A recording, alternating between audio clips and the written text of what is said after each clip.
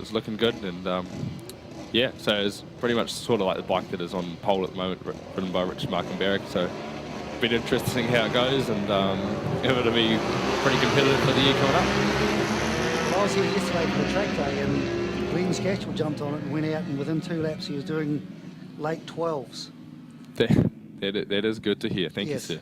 Yes. Yeah, no, we're trying to get a little bit of information out of them, and they were pretty tight-lipped about it. So they didn't really want to give too much away. I don't think they know I was timing it, but never mind.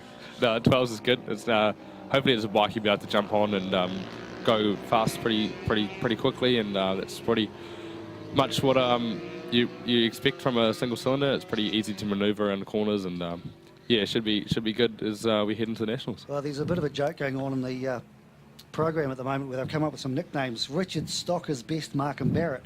He's been known to fiddle with things and not always have the best outcomes. Yeah, no, he's had a couple of, I guess you could say bad luck, but there's a couple of engines blown up, but you know, you touch things too much and they explode sometimes. So. Exactly right. The other... yeah, well, I think we'll just leave most of our race building to Kramer, because I think they know it best. And, yeah. Classics, Glenn Scatchell, a.k.a. Rain Princess. Yeah, I know, I could definitely understand that one. And Hayden Fitzgerald, a.k.a. Buttercup.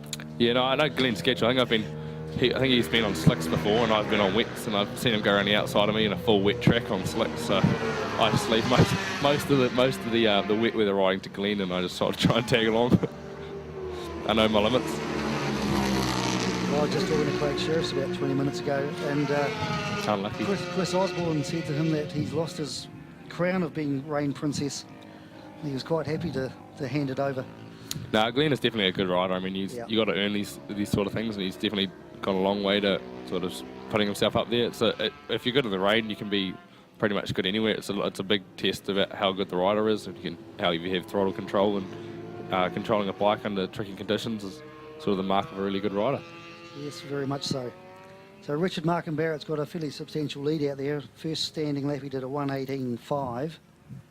Yeah, no, he's been doing. I've been following him closely, as you can imagine, and he's been riding really well. He's looking really good on the bike, and yeah, no, it's a lovely bit of kit. It really is. It looks the part, that's for sure, and that's always good when you have a race bike and potential sponsors and that sort of thing, and it's always good to have a presentable package so you can present to them anyway.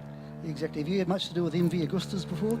Not really. I've been obviously I've seen them out in the Superbike paddock, and when Alex came over, rode the last couple of seasons on his from overseas, and we'll sort of see how we go this year, and hopefully it's not too much to get my head around, and we'll be able to sort of be at the sharp end of the field. Yeah, the great standing bike. He was one here yesterday, and he was having trouble with his fibre wire throttle. Just sticking, you know, the old cables you can just have a bit of a play around with, but the fibre wire stuff's getting a bit tricky. Yeah, we got a really good team around us. We don't ever do anything on our own, and yeah, with our radar and Rod Price at Helicraft Racing, they're really looking after us, and we get the best technicians you can get, and it's yeah, it makes it a lot easier when you got guys that know what they're doing. And exactly. You know, Radar Cullen's been doing the traps for years. Very, very clever man. Yeah, that's right. You got to have the good people on your side, or you can't really get anywhere. It's always never down to one person. You just got to have a big team behind you, and to get where you want to go. Indeed. Richard is pushing really hard around these corners, and it's good to see. But I have noticed coming down the straights, he's sitting up a bit. So you can see he's not pushing as hard as this thing can go. No. Maybe he knows there's some spies out in the pits today.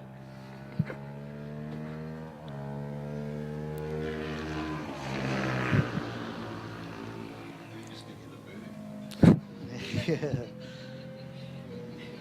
It's been some good racing today. The races we've seen have been nice and close, like the lightweight race before.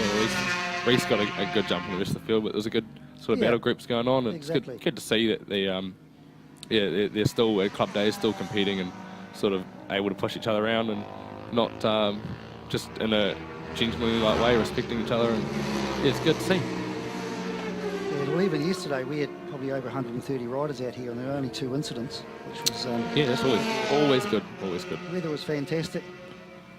We've had a bit of a struggle with Vic Club weather, especially last year. It was absolutely hideous. Yeah, I think I did all the rounds of Vic Club last year, and I think I had one dry race, which was good. So got a bit of practice on for the Nationals for that one race. It's good. Indeed. So you're doing Suzuki Series in Yeah, we're doing the Suzuki series on the MV and the Kramer, and we'll sort of be just sort of getting to know the bikes just before we get into nationals. So nationals is the main goal, but we'll see how we go Suzuki series, see if we can put some good results together and just get better accustomed to the bikes and the way they handle and set up and all those important things. So rumour has it you're based in Palmerston North now, are you? Yes, unfortunately, yes. I do live in the Great Palmy. No, it's been alright. Working for Honda, it's a good place. The boss is a bit of a, you know. He's sitting right next to you, so careful. Yeah. So at Honda Cars, what are you doing there? Oh, pretty much just the service department, just looking after them and doing alright. It's good. You sort of, Palmy's a good place to be based, sort of racetrack-wise. I mean, you got Manfield just here, and then there's just down the road, you got motocross tracks pretty much everywhere, Foxton, and there's a lot of good tracks around. You can train pretty much every weekend. And plus Taupo's only a couple of hours away. away. Taupo's not that far away. We'll probably be heading up there in a couple of weekends. It's the Hamilton Club Round 2, which is always good, just the sort of, it's always good racing at Hamilton Club Round. Would highly recommend it. Yes, yeah, so it's always on the short track, just lots of corners, so great for sort of getting your riding up and not sort of, just sort of, yeah. So the short track really throws out the spanner out of the just the powerful bikes can't really get away, and you sort of just put down to the best rider on the day. Yeah, so there we go, check track for Richard Martin Barrett. So his best lap in that race was a 15.83, so maybe he was caging a little bit, knowing Jacob's here watching.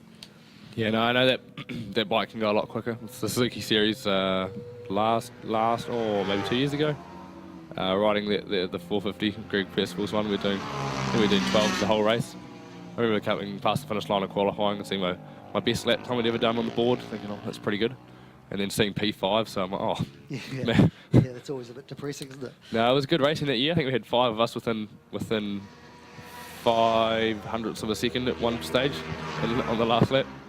So that was always fun, always good racing. I mean, it was some of the best riders out there. You can, like past champions. This year, I think we have Dennis Charlotte and John Ross, which are top caliber guys in the F3 lot. In the F3 so what are they class. going to be riding? Oh, Dennis will be riding his wobbly thing that always likes to blow up. So